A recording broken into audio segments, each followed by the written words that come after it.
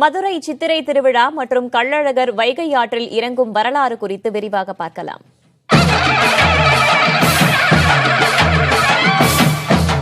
சைவம் வைணவ மரபுகள் இணையும் பண்பாட்டு திருவிழாவாக உள்ளது மதுரை சித்திரை திருவிழா.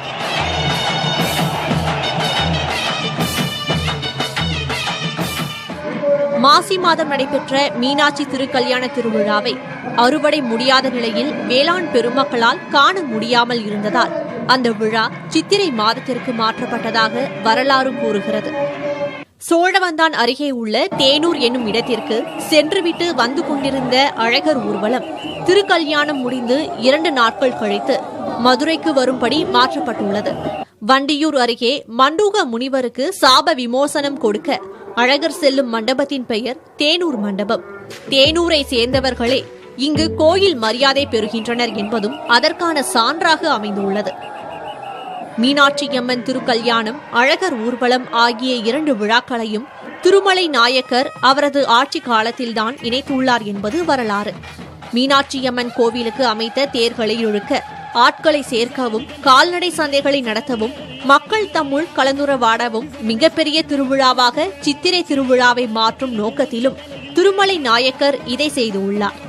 அதே நேரம் தங்கை மீனாட்சியின் திருக்கல்யாணத்திற்கு கள்ளழகர் வருவதாகவும், அவர் வரும் முன்னரே திருமணம் முடிந்துவிட்டதால் வைகையாற்றில் எழுந்தருளிவிட்டு கள்ளழகர் திரும்பிச் செல்வதாகவும் கூறப்படுவது மக்களின் நம்பிக்கையாக உள்ளது. புதிய தலைமுறைக்காக மதுரை செய்தியாளர் Ganesh. We've heard about great kings like Karikala Chola, Rajaraja Chola, and many more.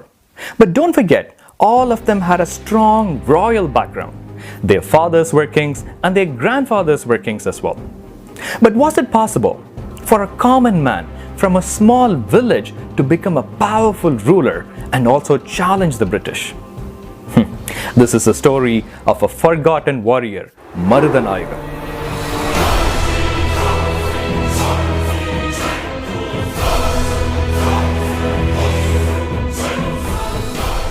Hello everyone, I'm Ungal Anban Hemant. Today we'll be looking at the forgotten warrior Marudhanayagam. But before we get there, don't forget to subscribe to the channel if you haven't done so yet.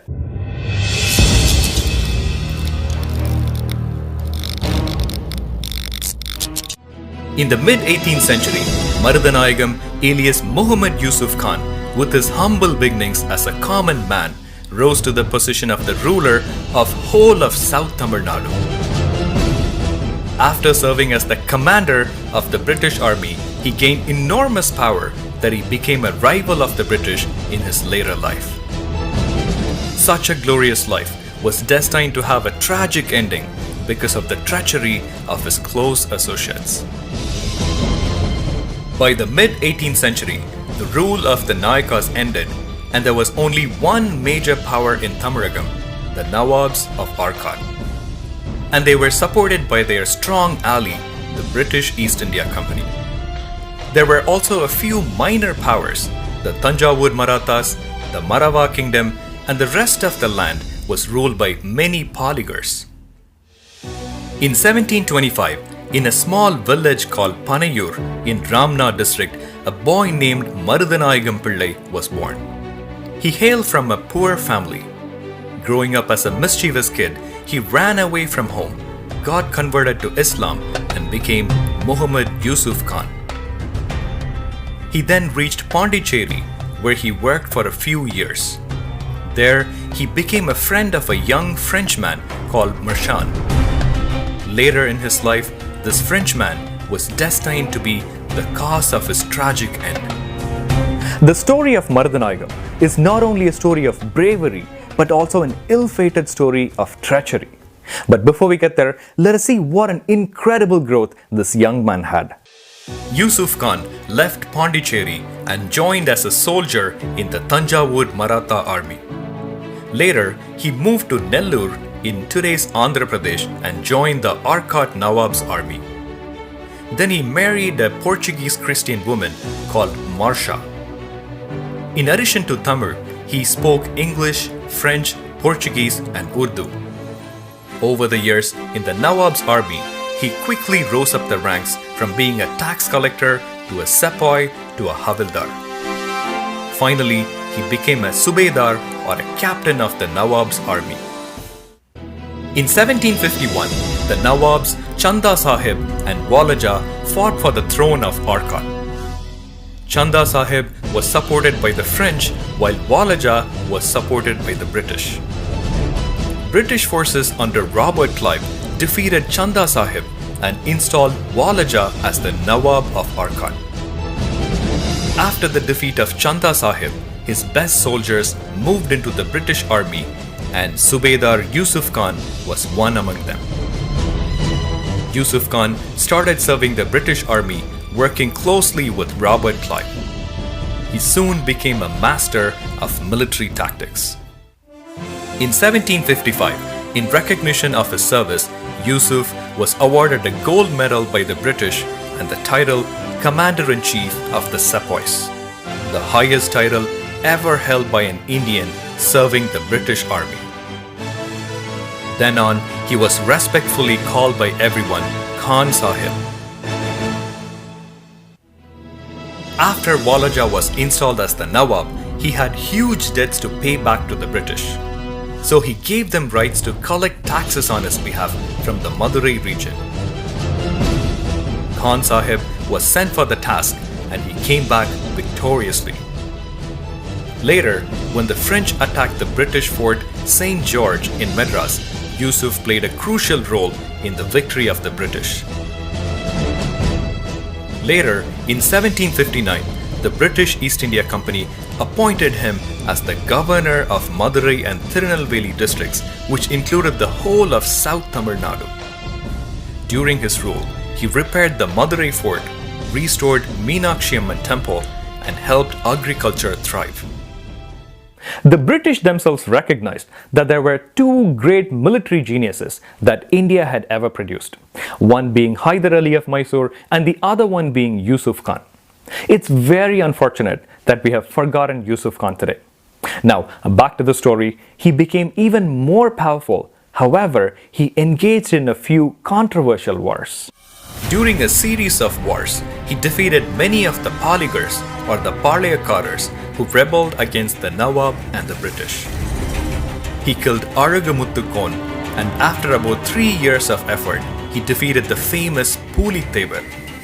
And then all the Paligars came under his control. Aragamuttu Kon and Pulitevar. Today, both of these great Paligars are recognized as freedom fighters.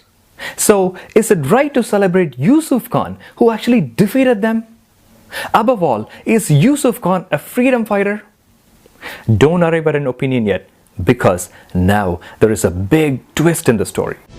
Because of Yusuf Khan, the tax revenue for the Nawab and the British increased tremendously. With this, Yusuf Khan grew to be extremely powerful. But this growth was something that the Nawab was not happy about. The Nawab of Arcot was under the Nizam of Hyderabad, and even he declared that Yusuf was the rightful legal governor. As Yusuf Khan's reputation grew, the Nawab became jealous and feared that he might overpower him someday. In the meantime, the British also heard rumors that Yusuf was raising a huge army against them. Then the Nawab and the British collectively decided to arrest him. Yusuf Khan rebelled against the Nawab and the British and started gathering a huge army from all over the country, which also included French troops. He broke off allegiance with them and declared himself as an independent ruler of Madurai and Tirunelveli. So now it becomes clear that he really was not supporting the British or the Nawab or whoever. Since the time he became the governor of Madurai, he wanted to become an independent ruler, and he finally achieved that. Now, will the British go easy on a rebel? They wanted to finish him off. Enraged at this, the British gathered an army and attacked the Madurai fort. But they retreated as they could not succeed. After a year, they came back again with a bigger army surrounding the fort. But this time, they cut off all the food and water supplies to the fort. Many people in Madurai starved but continued to hold on courageously. Even after many months of effort, the British could not succeed. They realized that Yusuf Khan cannot be defeated by force, so they resorted to treachery. They bribed his close associates who were inside the fort with him. His old friend from Pondicherry, the French commander Marchand, and his Diwan Srinivasa Rao. On a fateful day, while Yusuf Khan was offering his prayers at his palace, the conspirators bound him and secretly handed him over to the British. The next day, near the British Army's camp at Sammattipuram near Madurai, Yusuf Khan was hanged to death, leaving his wife, his 2-year-old son, and his people in misery. And that was the end of the courageous soul and his magnificent life. The hardness of his character, his bravery, and overall the story of this forgotten hero needs to be remembered forever.